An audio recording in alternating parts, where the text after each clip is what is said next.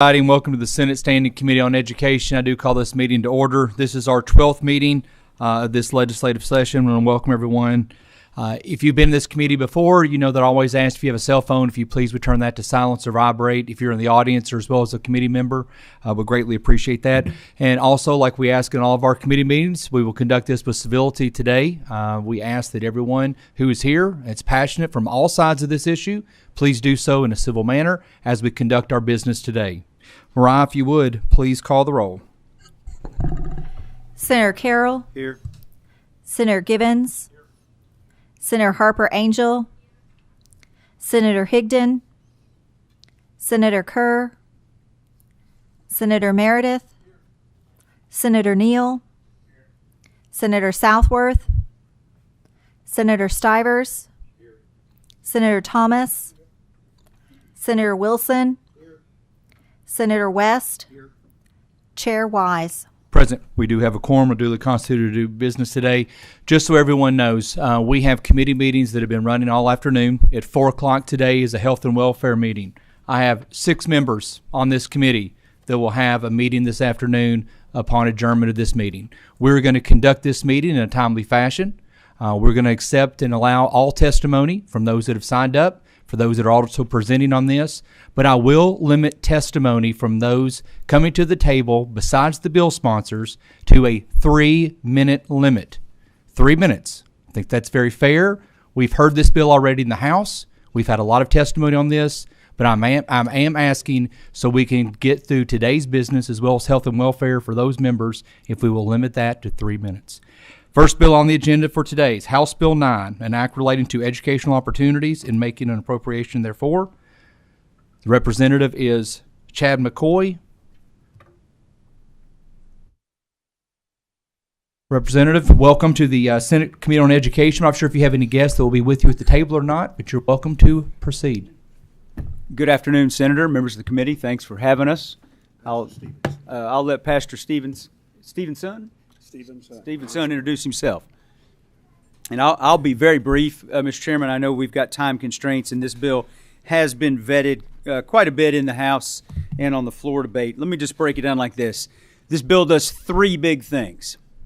The first thing it does is it codifies the funding model that existed way back when. We've already funded charter schools once, but we did it in the budget. And it also is the same funding model that we did last year in House Bill 563, sort of the borderless school, and very simply, seek money follows the kid. So we're putting that into place statutorily, and that is important because, as most of you know, we've not had anybody apply for a charter school. And the reason is they don't know how the things are going to be funded. So by at least putting this in place, they now will be able to make an application. So that's the first thing.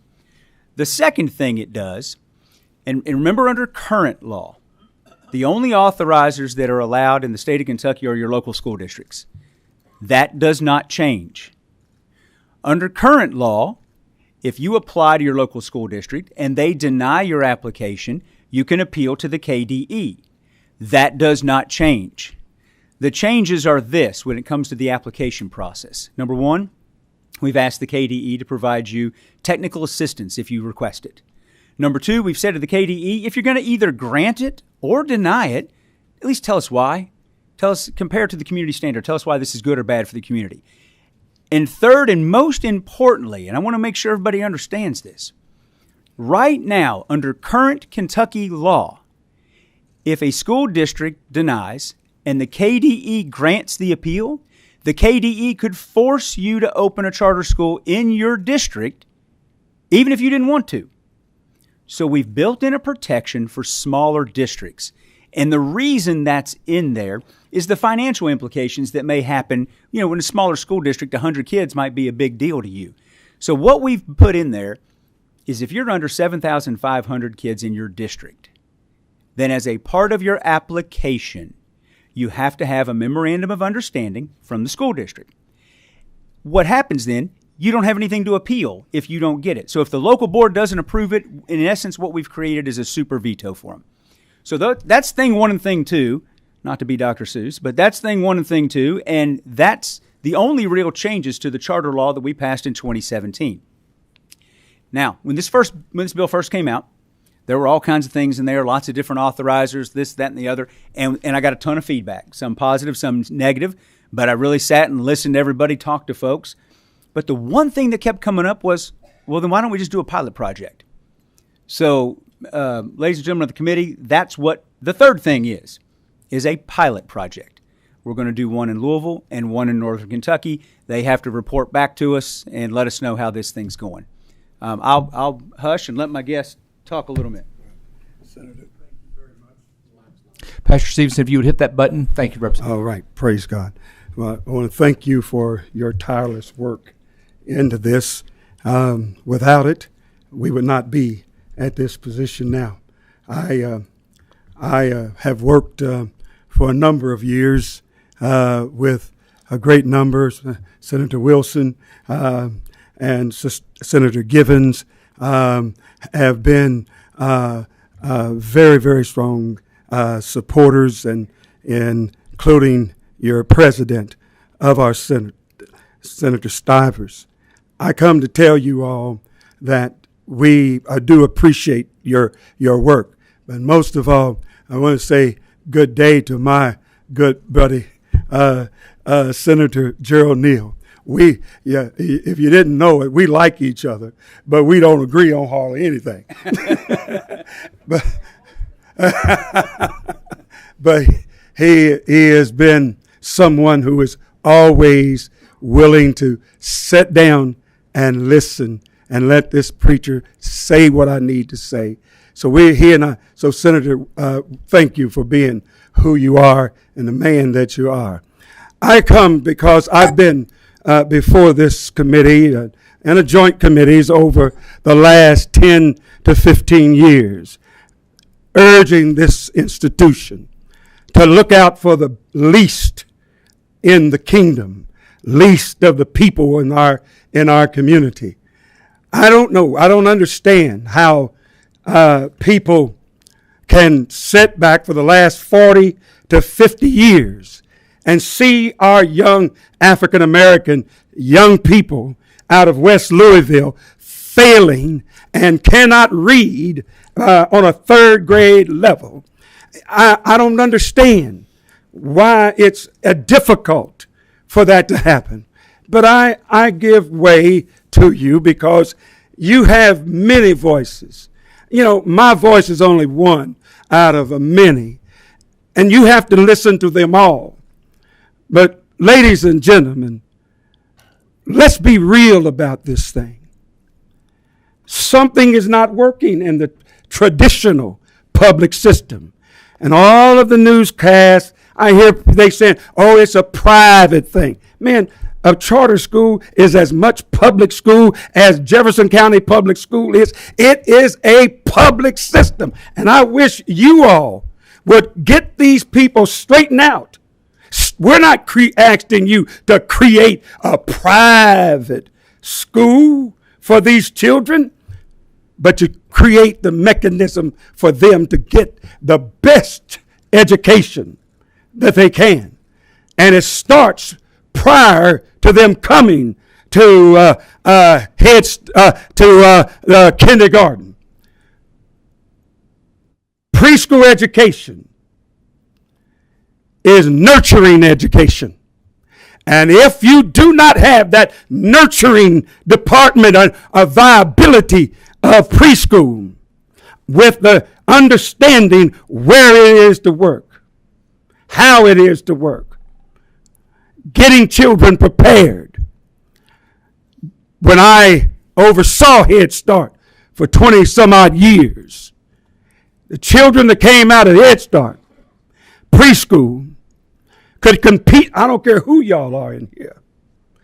They could compete with you, your children, your grandchildren. You know why? Because those little mamas, those little mothers, grandmothers was in there helping that child, loving that child when they don't smell good.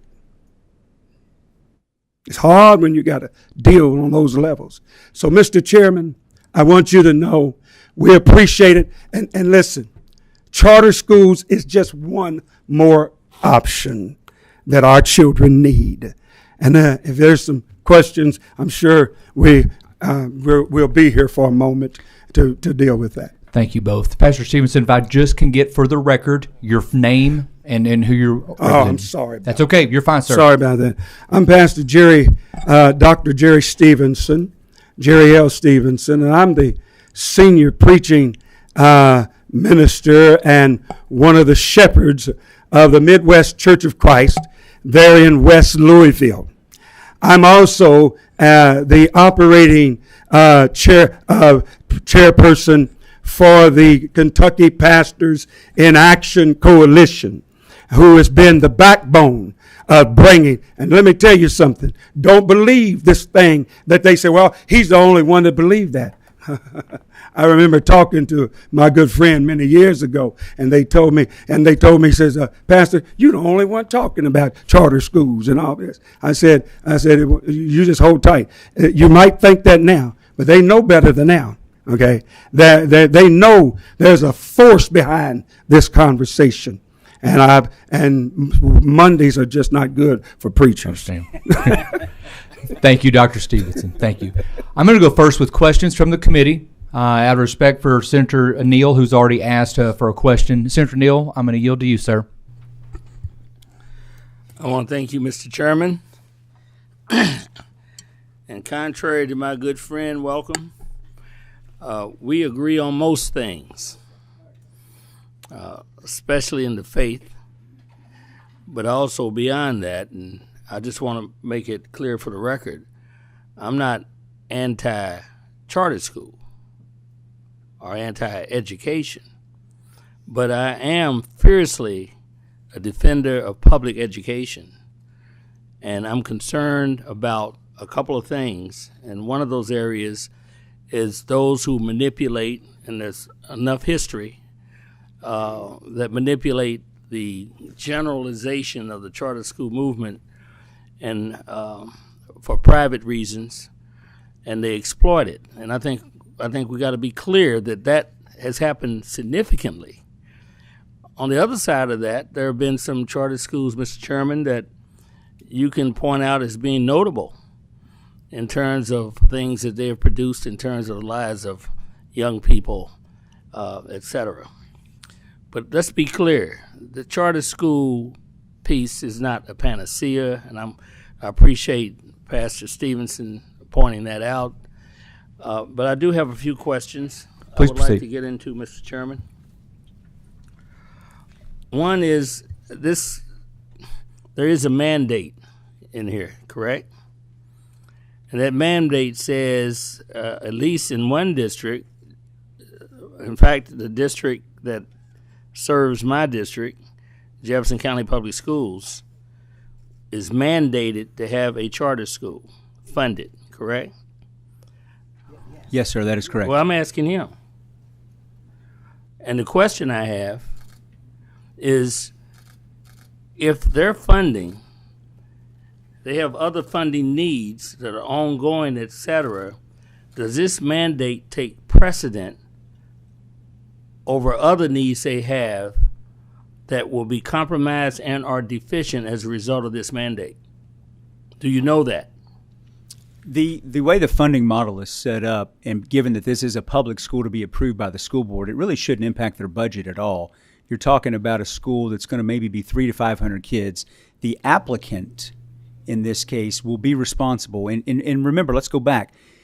The concerns about charter schools are real, and I share them with you, Senator, and so did Representative Carney. And so back in 2017, when this got created, you will recall he was a public school teacher, and making sure that we had the right guardrails in place, because there are some horror stories, right? But there are also some shining examples. So let's do what we can to bring a good one in so that folks like the pastor here and the kids in his community have that opportunity. So on the funding side, the applicant is going to be the one bringing forward things like, what facilities are we going to use? How much are we going to be paying the teachers if they end up going with an education service provider?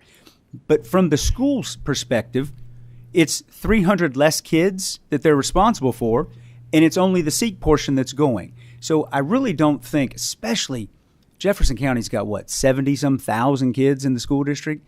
we're not within the margin of error of what they lose with divorces in a given year. I just don't see it having an actual impact. Let me make sure I understand. You don't really know.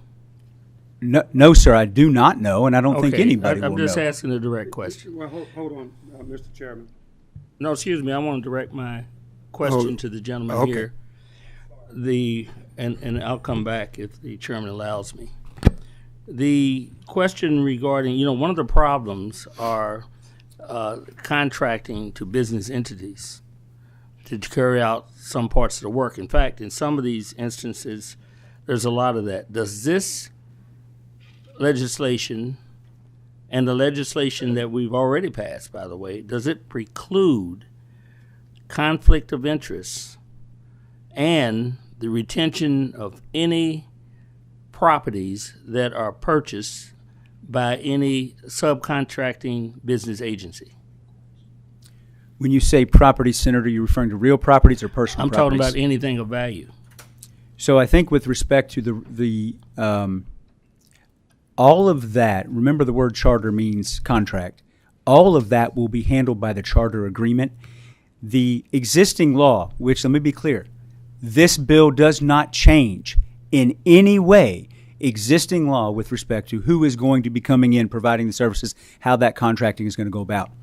So if you look and see, there is a very in-depth process to make sure all of that is brought to light and all of that is dealt with. So I take by your answer that this bill does not deal with the question that the previous legislation has not dealt with and does not preclude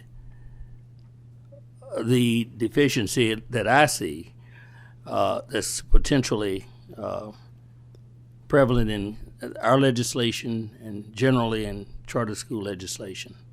And I'm not aware of the one that you see, sir, but I didn't change it one way or another. So if it existed before, it exists now. Thank you.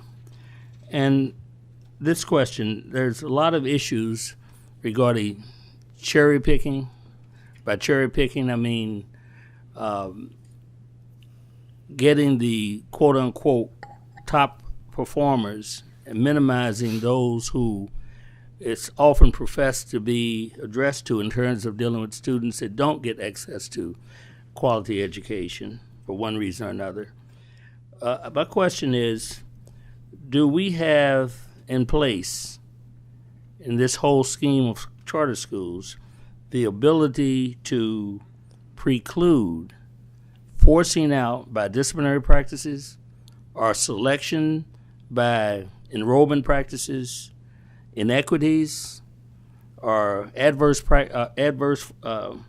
dynamics against individuals that do not perform at a level that the charter school purports to want to achieve? And the answer is very easy. No, sir. This is a public school that must take all comers. And it absolutely takes them whether they're on an IEP, whether they've had other problems, whether they've got disabilities. This is a public school that has to take everyone. I want to thank you for those answers. And, Mr. Chairman, I would like to defer to if I may, to Pastor Stevenson, because he'll take me back to my district and talk about me if I don't. Please proceed. One of the concerns, Senator, you've heard me speak to here today is Jefferson County is really not going to be affected by a charter school. You know that for a fact. Absolutely. Look at look at what their superintendent has presented in their last week's unfolding of their plan for West Louisville. And I really do want to work with you tremendously to making sure that our charter school in West Louisville is going to do what we need it to do, period. But they themselves, he indicated that they have of our children in West Louisville over almost a 50% absentee rate. When the children are not there, they're not going to get paid. So our goal is to work with those children, those families. That's who we're targeting, because we're never going to make a dent into where our community needs to improve until we help the family the family and those children of our community to get the education that they need. Jefferson County, to my knowledge, what I've seen over the years, about 15 to 20% of our African American students receive a world-class education. Our concern is about that 80%. And that's where we're targeting. So if this legislation allows us both, who may not agree on everything, but requires that school system sit down and let's work out what's best for our children, we're ready for that. We're not trying to say we got all. I'm not an educator. I'm the biggest cheerleader that these young people have. Without a doubt, my heart is with them, and that's who the very young people that you're talking about. That's who we're recruiting, brother. But you've conducted no study of which your answers are based upon.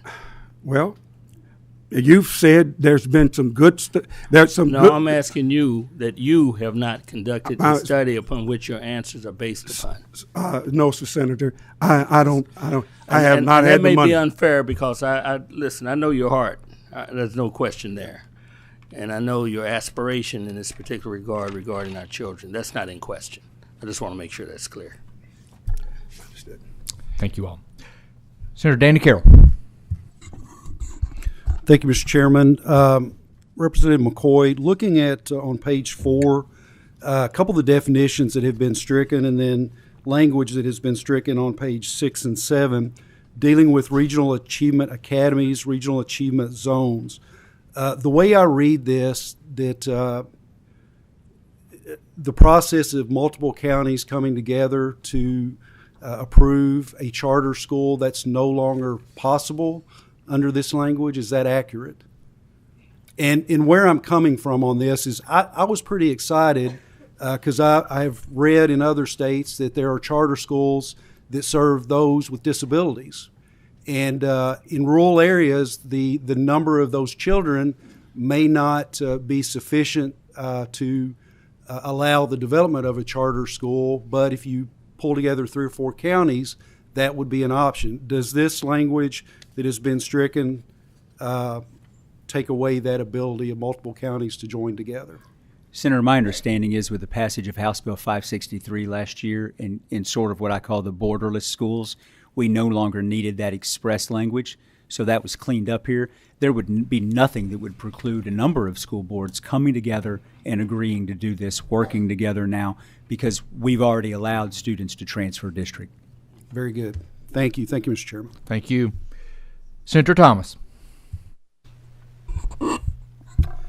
Thank you, Mr. Chair. And my question is to you, Representative McCoy. And having been around here for a while, I understand where this bill is going.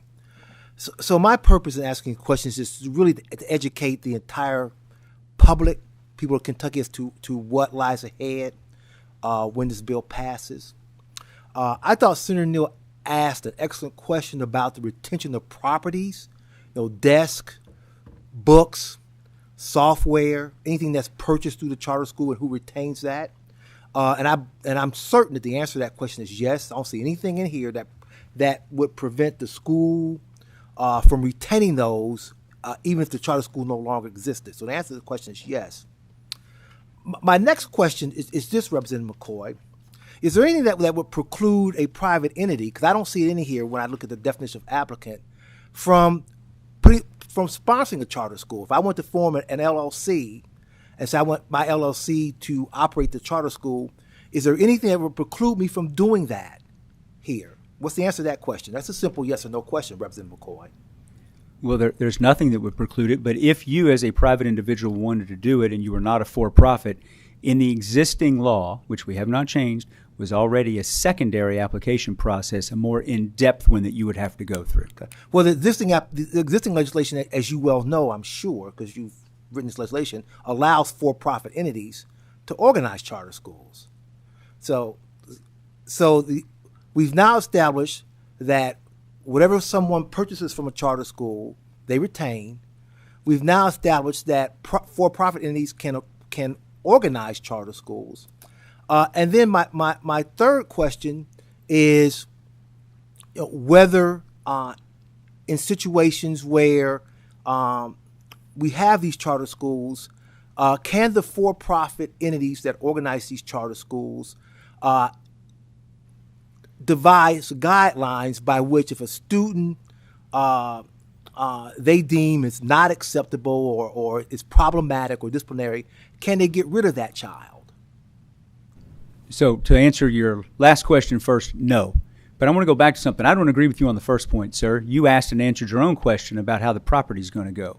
And I think if you want to sum it up maybe more simply, if the charter applicant brings the desks to the table, they get to leave with the desks. If they were supplied by the school system, they're the school systems. But all of that will be handled by the charter itself.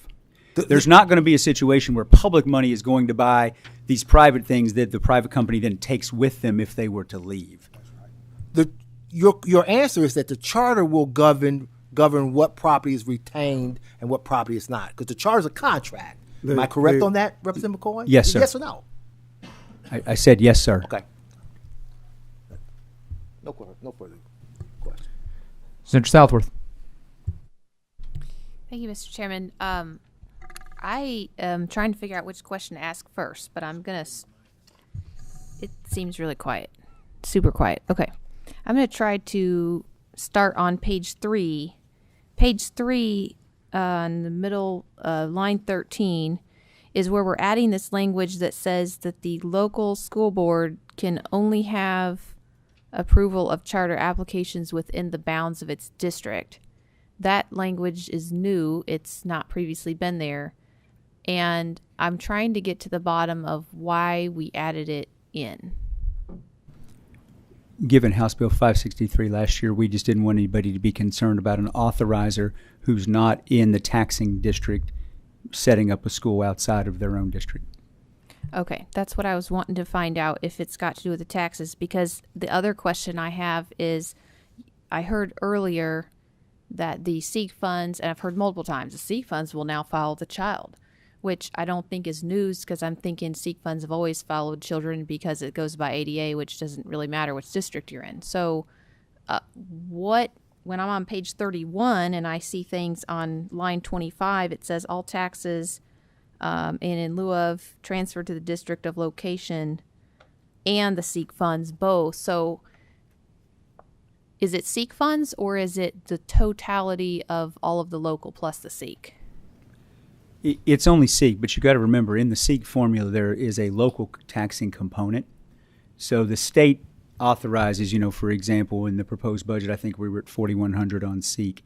That does not mean that every child in Kentucky gets from the state $4,100 in revenue. Instead, there's a very complicated formula, and I'm not about to tell you I understand it in its entirety because I think it's about 47 columns long on an Excel spreadsheet. But it goes in and makes adjustments for what the local property tax base is. For someone like me in Nelson County, we actually have a lot more local dollar than we do state dollar. We can't at the state level require local funds to move from one taxing entity to another.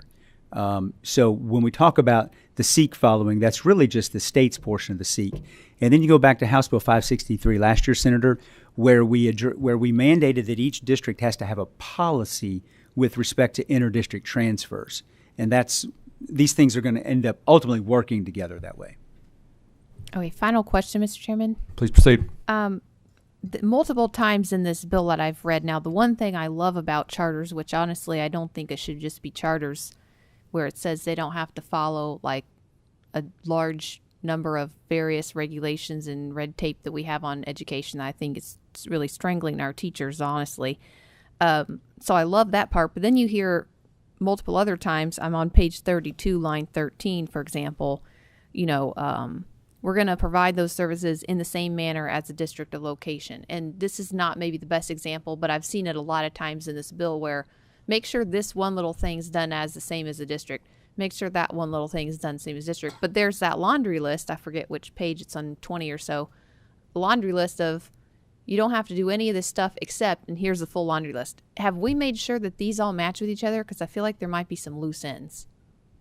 We've certainly tried, and I'd be happy to work with you over the interim if there's some that we need to clean up, because we could bring a bill back. You know, keep in mind, even the pilot that we're starting in here really won't kick in until after we're here another session. So if there are some nits that we should fix, let's fix them.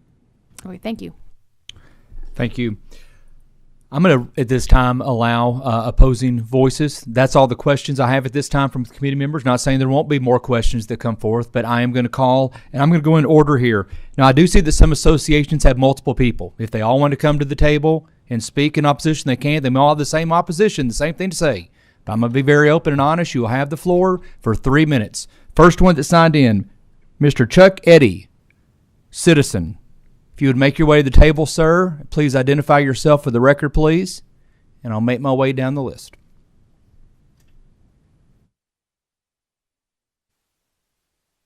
Green light should appear. Now I am.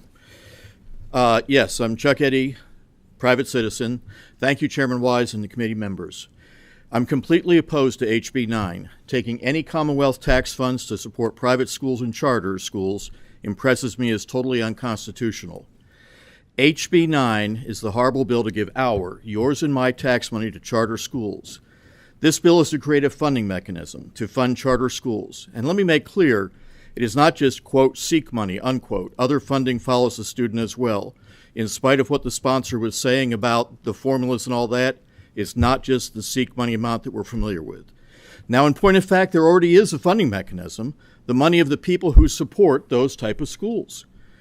And as Senator Neal mentioned, I don't oppose charter schools either. I don't want to pay for them. 1 out of 4 charter schools fail in the first 5 years, so those students will end up with no continuity and be right back in our county schools. The superintendent of Fayette County recently did an op-ed. He said 1,000 kids returned to Greenville ISD when he was there from charter schools that went bust. Taking money away from our Kentucky constitutionally required public schools will devastate them. They will take badly needed funds from public schools that are already woefully underfunded. And these charter schools will rarely have their students be in the same county as where the money is being taken from. Additionally, charter schools have never properly served school children with special needs, among many other failings. I have family members that have been served with special ed services in public schools. Charter schools historically do not serve special ed kids as well as public schools. Additionally, I agree to the opposition of the Kentucky High School Athletic Association to this bill due to damage to local county school athletics. The actual answer to school choice is not creating for-profit charter schools where 3% of the funds will go out of state administrative fees, but increasing the funding of our constitutionally required public schools. Vote no on HB 9 and protect the public schools in our state constitution we are required to fund. Thank you very much. Thank you, sir. Thank you for keeping underneath the time limit. Next up, Miss Lucy Waterbury, Save Our Schools, Kentucky. If you make your way to the table, please identify yourself for the record. 3 minutes. Thank you. Good afternoon. Microphone. Good afternoon. Thank I'm you. Lucy Waterbury with Save Our Schools, Kentucky. Back in 2017, I testified before this same body in opposition to charter schools, and I can honestly say that my opposition and the reasons for it have not changed. Kentucky, unfortunately, has quite a history of corruption. We're also very poor.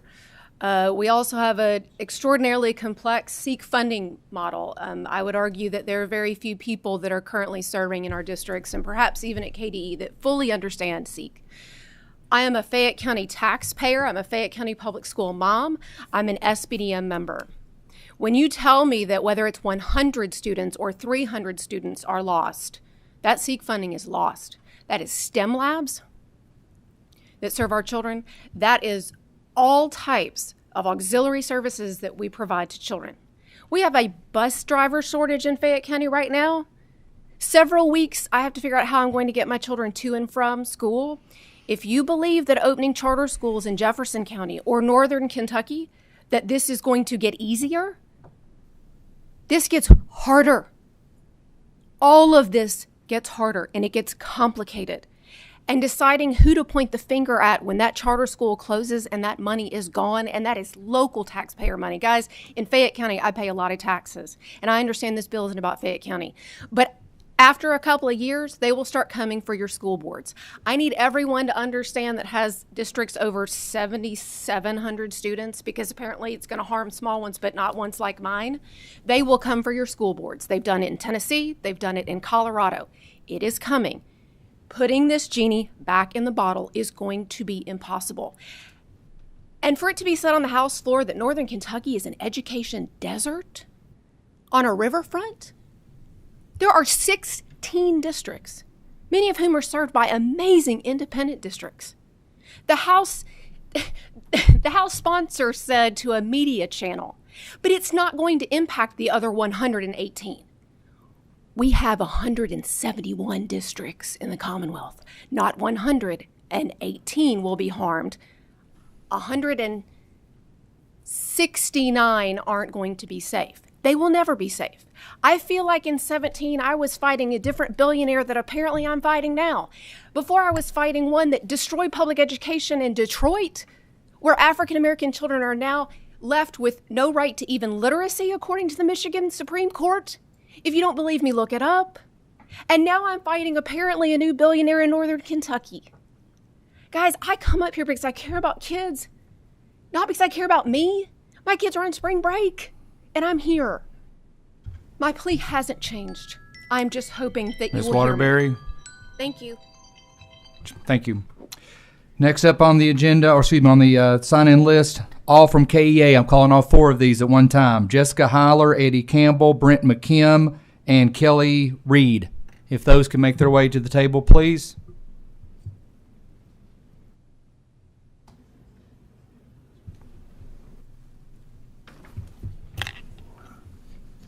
If you would Mr. please Chair. identify yourself for the record, please. Please proceed. Hi, I'm Eddie Campbell. I'm a Midland High School music teacher from Knox County, currently serving as president of the Kentucky Education Association. I'm Jessica Heiler. I'm president of the Fayette County Education Association. And I'm Brent McKim, president of the Jefferson County Teachers Association, and I had hoped to be identified as JCTA. Okay, I had you as both on here, just making Thank- sure it's how thank it's you. signed in. Okay. Kelly Reed, Boone County Education Association. Thank you very much. Please proceed. Chairman Wise and members of the Education Committee, thank you for allowing us to speak today. We are here today with my colleagues to urge you to vote no on House Bill 9. Although this bill has changed, ultimately it still forces two communities in the Commonwealth to consider charter schools without any kind of input. According to the Kentucky Constitution, as members of the General Assembly, one of your highest constitutional duties is to provide for an efficient system of common schools. This means a system of public schools that are free, accessible, staffed with highly qualified educators, and have the necessary funding to provide every student with the tools and resources they need for a robust and high-quality public education. HB 9 will make funding deficiencies worse by diverting money away from Kentucky's private common schools, our public schools.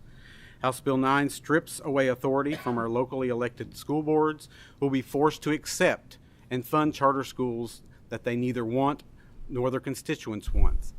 Public school districts will be required to give local and state taxes to private charter management corporations who are only interested in one thing, and that's profiting off the backs of our students in the Commonwealth. I'm going to now turn it over to our colleagues to continue this discussion. Kelly? Thank you. In your consideration and discussion of this bill, I want to remind you of its unintended consequences. While we might talk about using public education funds to effectively promote private education, and we can debate that all day, let's talk about those unintended consequences. These funds, which will be diverted, won't change the fact that we will continue to have public schools. What they will change, however, is the support that we give those schools and the support that we give those students who have the greatest need for a free and appropriate education. Public education teaches all students. We have students of various backgrounds in our classroom. This bill takes money from them. We have students who are just learning English in our classroom, as well as students who need help with reading or writing in their native tongue. This bill takes funding from them. We have students with severe disabilities, as well as typical students with invisible disabilities. This bill takes funding away from them. We have high-achieving students in our classroom, as well as those who struggle. This funding takes this bill takes funding away from them. While this bill on its face may appear to be a hand up for those who need it most, it is in fact a handout for those who need it least. Thank you. Thank you. As I said before, my name is Jessica Heiler, and I'm the president of the Fayette County Education Association, representing members in Fayette County. It's the responsibility of this General Assembly set forth in the Kentucky Constitution to provide for an efficient system of common schools. But instead, House Bill 9 creates a separate, parallel, and unregulated system which is inefficient and takes critical resources from our local public schools. Over and over the years, I've heard that parents and students need choice. In Fayette County, we have choice. Students can choose to attend Rise STEM Academy for girls, Carter G. Woodson Academy for boys, the STEM Academy, pre-engineering programs, Locust Trace Agri-Science Farm. I could go on and on about the choices that our families have in Fayette County. But I encourage you to seriously consider the concerns set forth by Fayette County Superintendent Dr. Demetris Liggins in a letter he sent to the committee. He has firsthand knowledge of the failures of charter schools, having recently worked in Texas where there are currently over 200 charters operating in the state. I'll leave you with this. Why are we not listening to the experts? This room is filled with experts. Teachers, parents, administrators, and superintendents. We are the experts. We know our kids. We know our schools. We understand the needs of our community. Please hear us. Work with us and not against us by handing over critical resources to an unproven system. Please vote no on House Bill 9. Thank you, Ms. Heiler. Hi, Brent McKim, President of the Jefferson County Teachers Association. I'd like to call everyone's attention to Section 3, the first paragraph of Section 3, I think it's on page 7, which says, a public charter school shall be exempt from all statutes and administrative regulations applicable to the state board, a local school district, or a school, except that the public charter school shall adhere to the same health, safety, civil, and disability rights requirements. This means that outside those areas of health, safety, civil, and disability rights, every single law and every single regulation ever passed in Kentucky by legislators like yourselves is in order to assure an appropriate high-quality educational experience for our students has been waived for charter schools. Since there has been no funding mechanism for charters, this has not endangered students, but if House Bill 9 is passed, it will. What are some of the things that are waived? That includes the laws against hiring by nepotism. It includes laws requiring administrators to have a certification in order to be an administrator, or a librarian, or an assistant principal, or a counselor. It includes minimum qualifications for classified employees, like bookkeepers, mental health practitioners, and those who work in the cafeteria. It includes the school schedule with a minimum school year of 185 days and the number of instructional minutes required. Free textbooks for low-income students, access to a student code of rights, laws around protecting students from unreasonable discipline, employee due process, SBDM councils, laws regulating food service, librarian and media center requirements, advanced placement courses, access to national board stipends for teachers, transportation, and on and on. All of those have been waived. I believe charter schools are contrary to the interests of our students. Many of you may disagree with me, but I hope we would agree that it does not make sense and it's not in the interest of students to waive all of these protections that we have in place that good legislators like yourselves have put in place to assure quality education. If a regular school came, public school, and asked you to waive all of those things that I just identified, I have to believe that most of you would vote against doing that. And I hope if you would, that would apply to charter schools as well. In other words, it's not ready for prime time funding. Those sort of things need to be addressed. Maybe you might say that could be covered in a charter contract, but I think the legislature has a responsibility to assure that even if a charter contract doesn't cover that, there is a safety net to assure that those sorts of things cannot happen. That's a responsibility of the General Assembly. So for all of those reasons, I would hope that you would not provide public funding until we have addressed that glaring issue of all of the things that are not protected in terms of protecting kids. Thank you so much. And just in closing, I would just like to add, there's been much discussion very briefly about the importance of local control during by this General Assembly during this session and even in the session in the fall. In fact, the importance the autonomy and the decision-making authority of locally elected public school boards, which the community elects, was the foundation of arguments for the passage of Senate Bill 1 just last week. This bill and its provisions run contrary to a lot of that ideology. We know that you've received a lot of emails, Mr. Campbell, and phone calls, and we hope that you will oppose this bill. Thank you. The next three Thank we have you. signed up from the Kentucky Association of School Superintendents. I would like to have Steve Carter, Robbie Fletcher, and Alvin Garrison. If those three who have signed up will please proceed and make their way to the table. Please identify yourselves for the record, please, gentlemen. You may proceed. My name's Steve Carter. I have the honor of serving the students in McCracken County Public Schools as their superintendent, and I'd like to thank you, Senator Wise, and other members of the Senate Education Committee on giving us a few moments to speak out against House Bill 9. Now, I've got 43 years in education, 17 as a participant, 26 as a practitioner, and many of those were along Dixie Highway in Jefferson County. Most of my concerns, being in the largest district in Western Kentucky, is the potential for a charter school to come to my district. We're just now under the cap of 7,500, but given open enrollment, that could very quickly be breached. In Section 7, it talks a lot about students attending the charter in district. If someone from another district comes in, how will that be funded? And very simple, you say SEEK.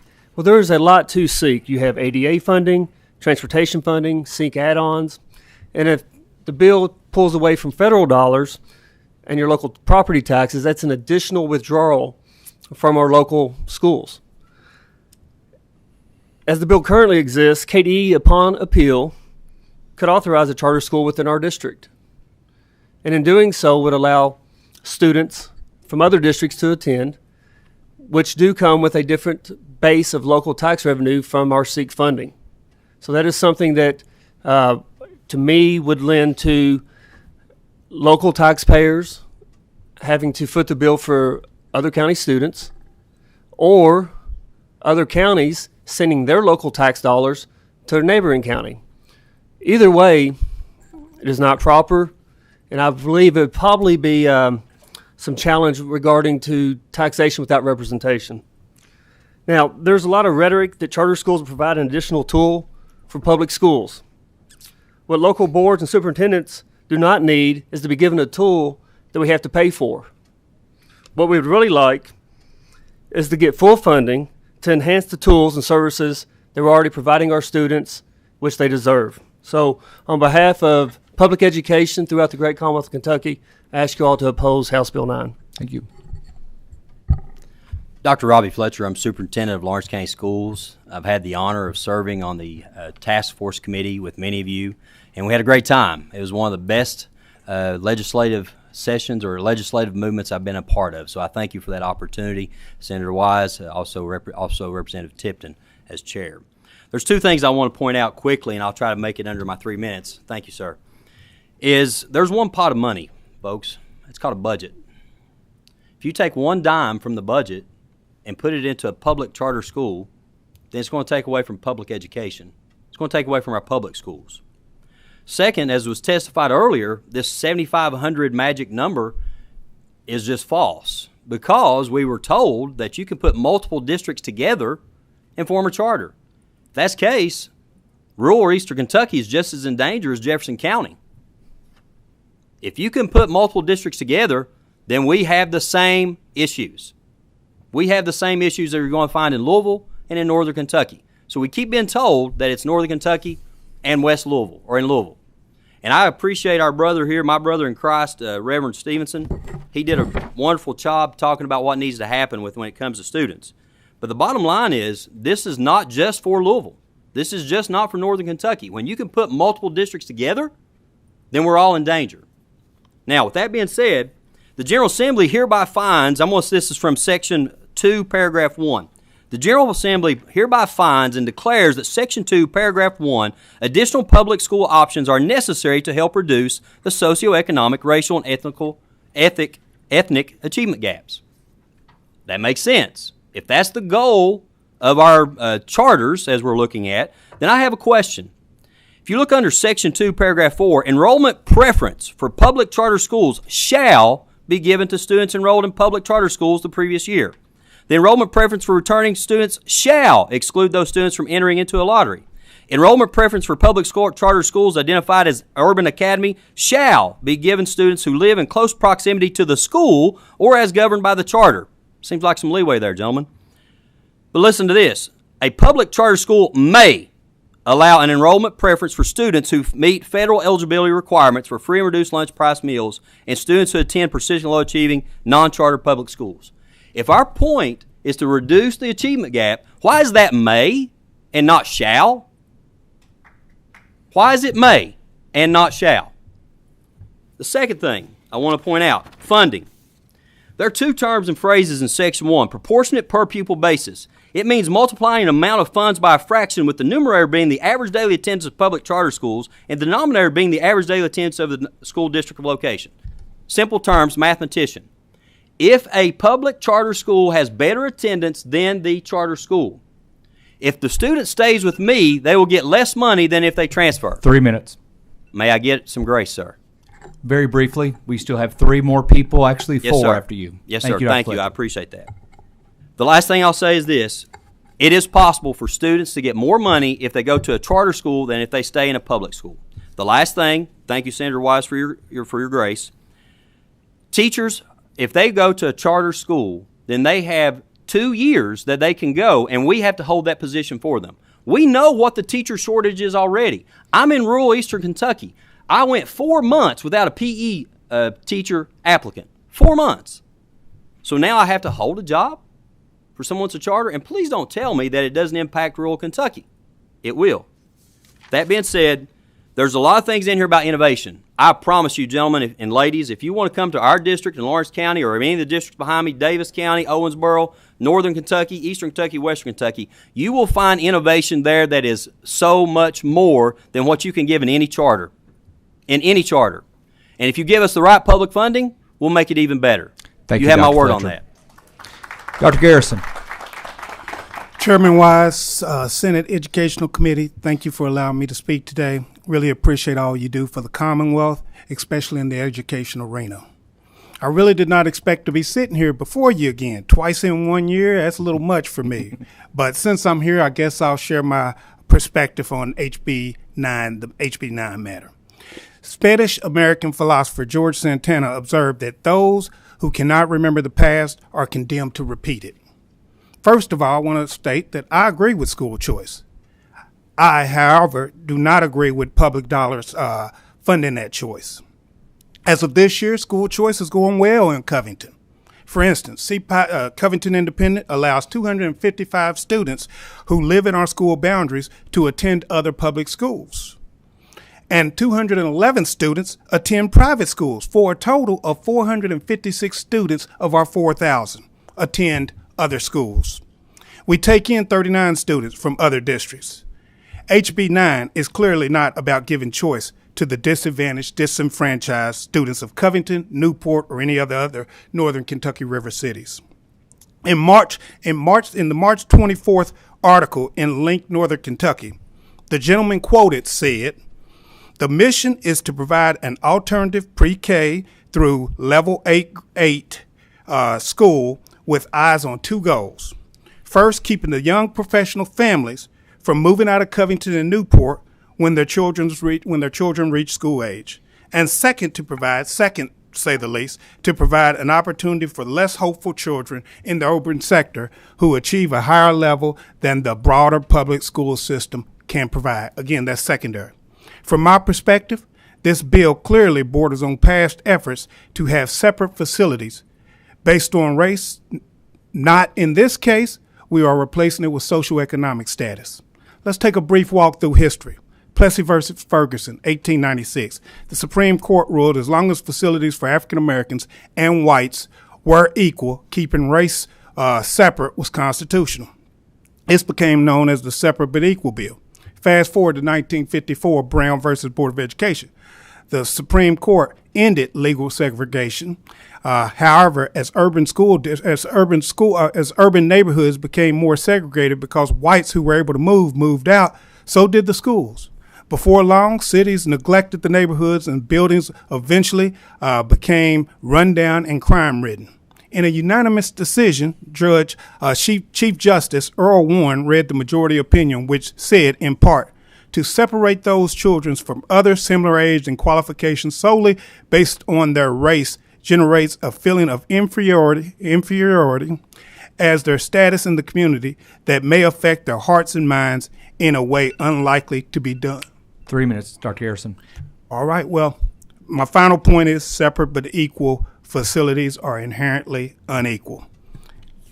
So, thank you, sir. Thank you all for your comments.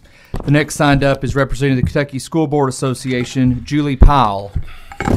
If Ms. Powell is here, if she would make her way to the table, please.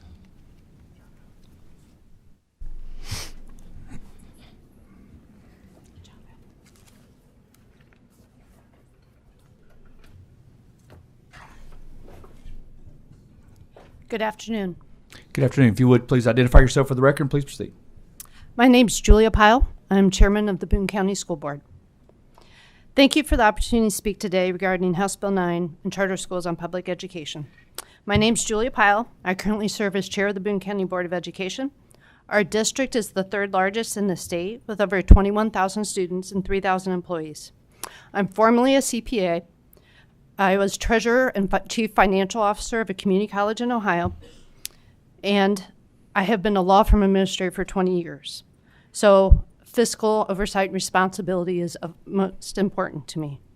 I do have to agree with Reverend Stevenson, who earlier mentioned fully funding preschool and kindergarten. Studies have shown if we invest in preschool and kindergarten, it has a 7-to-1 ROI. With my business and legal background and currently serving the chair of the board, fiscal oversight is of utmost priority to me. Many, many times in my career have I seen poor expenditure authorization procedures lead to misuse and mismanagement of funds. There must be proper accounting systems and internal controls in place to protect the taxpayer funds prior to them being lost. There also must be oversight as to the proper use of educational purposes of these funds that are spent on education of students and not on administrative overhead. I am concerned in this bill with House with expenditures and compliance procedures with Title I funds and Title III funds. We are a large school district. That is a full-time employee, has to be thoroughly knowledgeable of those funds. House Bill 9 does not provide for the requirement of charter schools to follow proper procurement systems, internal controls, audits, transparency, and fiscal oversight of taxpayer funds their publicly funded institutions are required to follow. This should be a red flag. Any entity which receives taxpayer funds should have a requirement of transparency and inspection. Without these checks and balances, there's an ample opportunity for the loss of those funds, which most likely will never be recovered. The bill does not answer the question if proper oversight and procedures are not put into place about receiving school funds and they are mismanaged and the school is closed, how will the public funds be recovered? On page 34, line 23, it states that the local school board is the last in the line for distribution of funds if a school were to close. We have read time and time again of mismanagement of charter schools of funds and their closing, only to have millions and millions of public dollars be lost. There will not be a legal recourse and the money is lost. Just think how much could have been done with all the money if it hadn't been lost. As a fiscal conservative, I fail to follow the logic of reducing economy scales by allowing smaller charter schools with lower enrollments to be created. As an example, we have two schools. Ms. Powell, 3 minutes. Okay. We have two schools in our district. One is 200 students, one is 900 students. The school that has 200 students, it costs about $17,000 per student to educate them. One that has 900 students, the cost is about $10,000. So the cost of the economy of scales for these smaller charter schools just doesn't make sense. Thank you. Thank you for your comments. Next up, though this is the last person, there was two other sign-up, but it's for a different bill, is Dr. Lou Young, Kentucky Board of Education.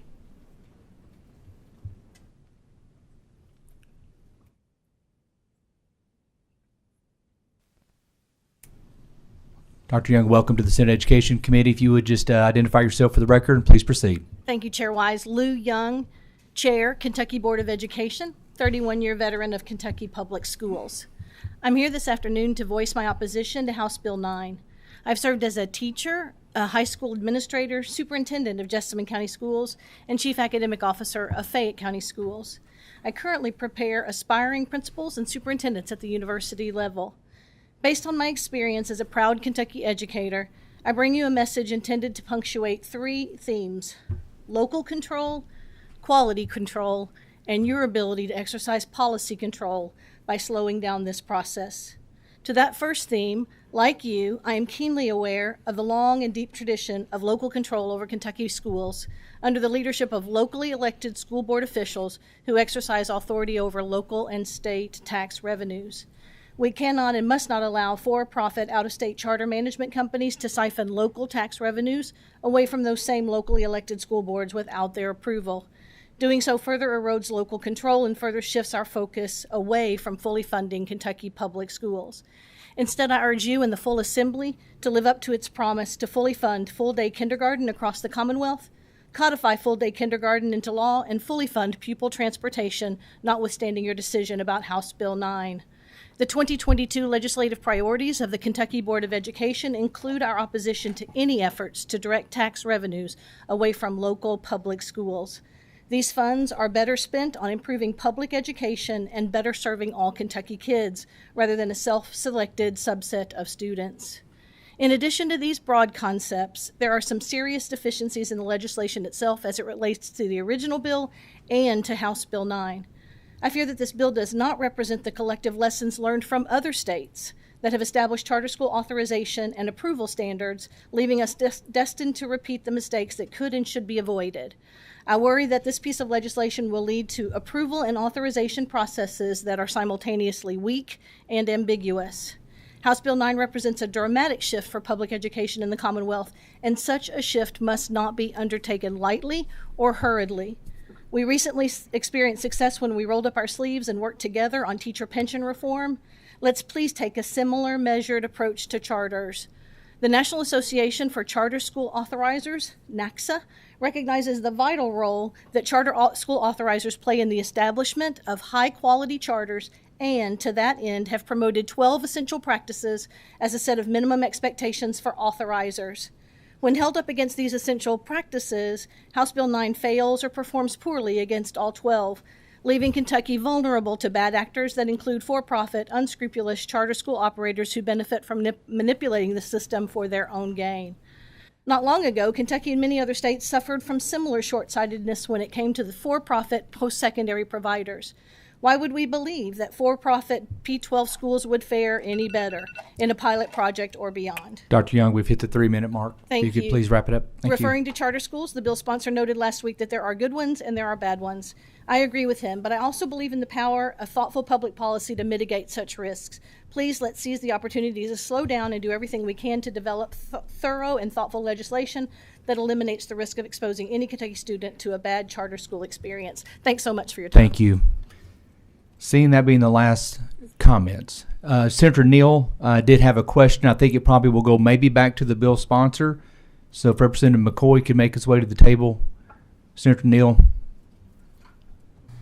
floor is yours. Thank you. Thank you. What I want to know specifically is why is there a provision in the charter school legislation? I'm not talking about this because this goes with, revises a larger piece. Why are they exempting all these things that now we're hearing that it leaves all these gaps and all these opportunities for mismanagement and exploitation and et cetera? Why are we not putting these controls or maintaining them into place? Senator, I would encourage you to look at Section 3 because what the gentleman did, and it's always fun to do in court, he read paragraph 1 of what is an 8-page section. He then proceeded to ignore the next 8 pages where it goes through what a public charter school shall do, and it goes on and on and on. So I would encourage you not to be misled by hyperbole. I would encourage you not to be misled by fear, and to remember that this bill is not about whether or not charter schools are legal in Kentucky. We've been here with that law since 2017, and I haven't changed it. If this bill needed all those changes, what have we been doing for the last 5 years? How come nobody's brought forward even one single change to the existing charter school law? I will review those. Thank you, sir. Senator Meredith. Thank you, Mr. Chair. I have a question for Mr. McKim, if he could come back to the table. Brent, if you could make your way to the table. Thank you so much.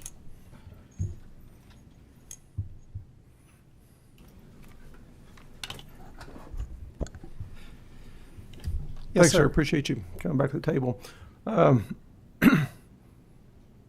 Obviously, this is directed primarily at the issues in Jefferson County. Back during the period where the state, Kentucky Department of Education, was looking at taking over the Jefferson County school system, how many failed schools were identified in Jefferson County during that period? I think at that time they may have been referred to as priority schools. I'm working from memory. There may have been 8. That's not my recollection. I remember something like 34. I'm pretty confident it wasn't that many, but well, I guess we'll agree to disagree on that one. But even those were predominantly for students in the West End. Was that true? Yes. Then would you acknowledge that the public school system in Jefferson County has failed the minority population over the last 40, 50 years? Absolutely not. Really? Absolutely not.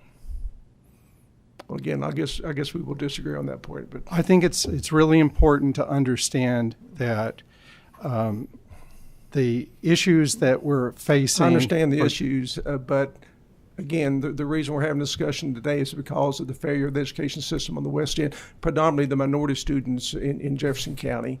We have failed generation after generation of those young people, and nobody has changed the dynamic on that whatsoever, and that's inexcusable. We talked about having a constitutional public school system. Those kids have been denied a constitutionally valid school system. Thank you. Thank you, Mr. Chair. Thank you.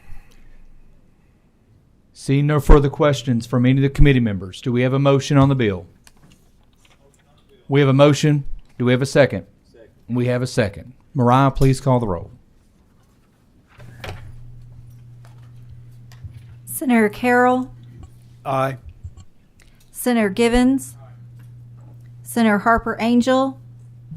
Explain my no vote, Mr. Chairman. Please proceed. We simply cannot afford to take our public funds from our public education system and put them in the hands, divert them to the hands of the people that care more about profits than they do our children, and I vote no. Senator Higdon. Senator Kerr. Senator Meredith. I'll explain my vote, Mr. Chair. Please proceed. I'm voting no, but I'm very disturbed that we keep perpetuating this lie that this is a private charter school system. The bill sponsors said time and time again, this is a public charter school. And I don't know why we want to perpetuate this lie, but I'll say again, the school systems have failed the minority population in Jefferson County, and it's inexcusable. The reasons I'm not voting in favor of this bill have nothing to do with supporting the position that people have given today. There are other reasons, but again, what has happened to the kids in the West End of Louisville is inexcusable, it's immoral, and it's unconstitutional. Thank you. Senator Neal. I want to explain my pass. Please proceed. First of all, I want to pass because I want to examine the testimony and pair it up and revisit information that I have studied in the past that led me to go against the original legislation and see if it lines up. But secondly, I resent people putting on the backs of black children deficiencies that they perceive as useful to their argument to undermine a public system that has served the public. We have great teachers, we have great administrators, and we have deficiencies, but we also have successes. There's nothing new under the sun that investment will not cure. Investment and commitment. So all the rest of this is bull, and I'm sick and tired of it. Senator Southworth, Senator Stivers, So I explain my I vote. Please proceed. You know, I'm sitting here, and this has a lot of Jefferson County public education connotations. And I'm going to quote Terry Holliday, former Commissioner of Education under Steve Beshear, who quoted that the educational system in Jefferson County was equivalent to academic genocide. That was Steve Beshear's Commissioner of Education. Somebody I don't generally get along with, the Courier-Journal, just wrote an article about the magnet schools. Not systemic or implied bias, but explicit bias that the well-connected and the rich were the ones that got into the magnet schools. So you look at this at a school system that's sitting on close to $100 million in reserves. This is to what I would call democratic slanted individuals or entities that assess this. That's why I'm voting aye. Senator Thomas, I urge everyone here today and those listening to follow your dollars. Just follow your dollars. Number one, under this law, any private entity can establish a charter school. Just go to page 1 where it defines applicant. Okay. Number two, any private entity that forms a charter school can use that money to acquire anything that they receive public money for. Just read page 11 and 12. The language means everything, folks. Any services which a public charter school contracts with a school district shall be provided by the district at cost and shall be negotiated as a separate agreement after final charter contract negotiations. Representative McCoy just told you the charter is going to govern that. So that means that your dollars can go to acquire desks, textbooks, software, and buildings. And then, number three, they talk about all these shalls and enrollment preferences, but understand, what they giveth on one hand can be taken away on the other.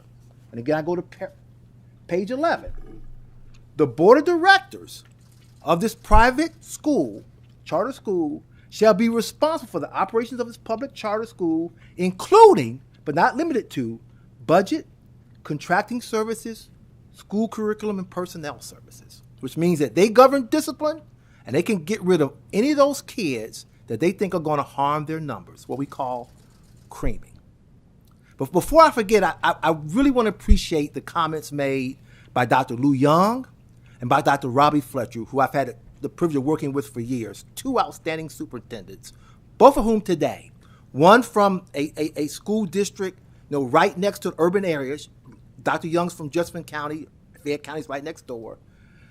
Dr. Fletcher is from Lawrence County, Eastern Kentucky district, but both of them recognize the failings of these charter schools. Senator Thomas, we need you to please cast your vote. 30 seconds. We have another bill on the agenda. 30 Thank you, seconds. sir. To me, this is not a hard vote. This is one of the easiest votes I've ever made. Just follow your dollars, folks, because they're getting ready to go to private. They're going to take your tax dollars from your public schools and get ready to go to private hands. I vote no. Thank you, sir. Senator West, Aye. Senator Wilson, Explain my vote, Mr. Chairman. Please proceed. You know, I carried the charter school bill, I think, about 3 years in a row. And Reverend Stevenson knows that. And mine was a pilot program. And so I'm going to vote yes today because this is a pilot program and we get to see how it performs. And so that's my vote today. I vote aye. Chair Wise, Aye. Senator Southworth, I think you were out. If you would like to cast your vote, Yes, cast my vote and explain, Mr. Chairman. please proceed. Thank you. I'm going to cast an aye vote today. And this bill is this vote is in no way saying this bill is amazing and has no issues, because it's just simply not the case. There are a number of things I feel like are unanswered. Some of them kind of are answered. But the real issue here is we're talking about waiving a lot of regulations on schools to be able to get out from underneath, I think, a lot of the pressure. And this is a pilot program that I would like to see expand to not making our public schools worse, but making our public schools better. I would love if every public school is a charter school under this type of framework, minus some of the issues. But one of the things we keep hearing about is private entities, and I serve on the contracts committee, and the contracts committee engages public funds into private entities every day, millions and millions of dollars. If we can figure out a way that this will work, I'm willing to take that chance. Certainly this is going to need a lot of continual oversight, but I'm willing to take that chance right now. We have to get into a sandbox of space where we can actually work together and figure out how to do this instead of talking about if we should. Thank you, Mr. Chairman. Thank you. By vote count of 8 aye votes, 3 no votes, 1 pass vote, House Bill 9 passes. Amen. Praise the Lord. Next on the agenda is House Bill 102, but we're going to pass over that. The bill sponsor is Representative Dan Pfister, who contacted me today and asked to pull that bill from the agenda. 102 will not be heard today. Next on the agenda is our last bill, House Bill 678, an act relating to public schools and declaring an emergency. Representative is Ed Massey. Representative, welcome. I know you've been in this committee before, but welcome back. You may have a couple of guests with you today, sir. We are asking, we have members you're going to lose to health and welfare soon. We'll be very quick. And I think you got the votes. You want to keep those that way. Please proceed. Yes, sir. Thank you. This bill simply does one thing that will help schools.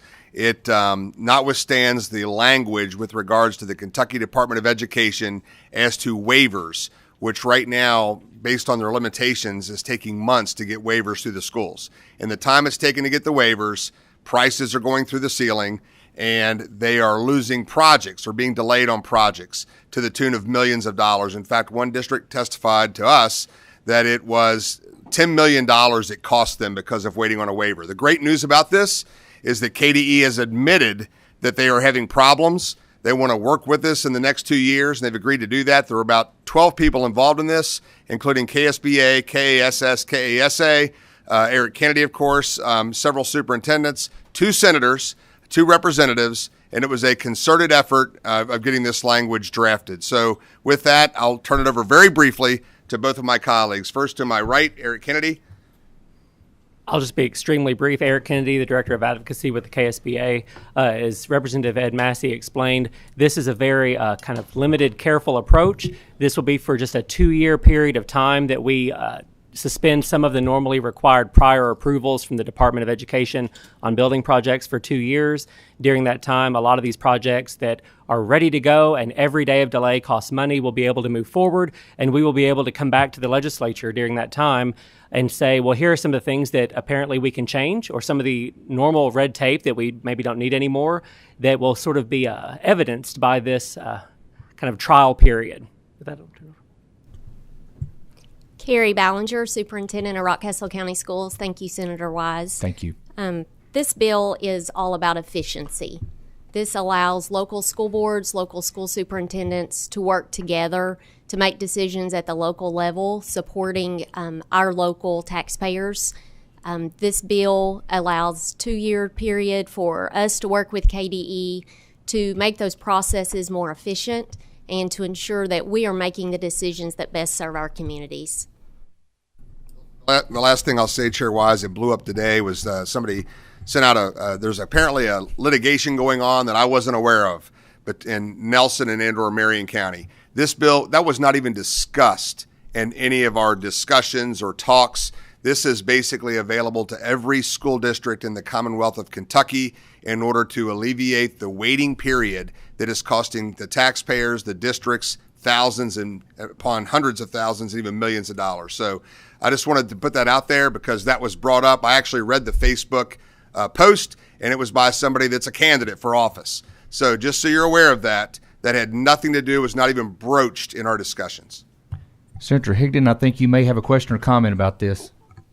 Thank you, Mr. Chairman, and Representative Massey, thank you for bringing that up. That was going to be my question about the litigation and concerns that this might affect litigation at a local school district. So thank you for addressing that. Motion on the bill. Senator West with one more question. Quick question. I know we're Please about proceed. out of time. Discuss briefly the bonding authority. This doesn't allow a school district to go above its bonding capacity or authority, correct? That's correct. They still have to follow state law. They still have to follow bonding law. They still have to follow federal law. What it does is stops this waiting for waivers. There's about 5 or 6 people in the KDE that make all these decisions. They just simply can't handle the load. Thank you. We do have a motion on the bill from Senator Denise Harper Angel. Do I have a second? Second from Senator West. Mariah, please call the roll. Senator Carroll, Senator Givens, Senator Harper Angel, Senator Higdon. Explain my no vote. Please proceed. Thank you, Mr. Chairman, and I vote no and out of caution that this might have some effect on the local school district of mine, and I want to make sure that I don't do something that would harm them. Thank you, Mr. Chairman. Senator Kerr, Senator Meredith, Senator Neal, Senator Southworth, Senator Stivers, Senator Thomas, Senator West, Senator Wilson, Chair Wise. Aye. By a vote of 8 aye votes, 1 no vote, the bill passes. Thank you very much, Representative. Thank you all. Also want to thank everyone who testified today. Greatly appreciate the civility of the room. Thank you to all for the work that you do and all the different capacities of those that testified today. Do you have a motion for adjournment? Mr. Chairman, So moved. can I Yes. register a vote, yes vote on 102? We did not. We passed over 102. I'm sorry. Yep. All good. Thank you.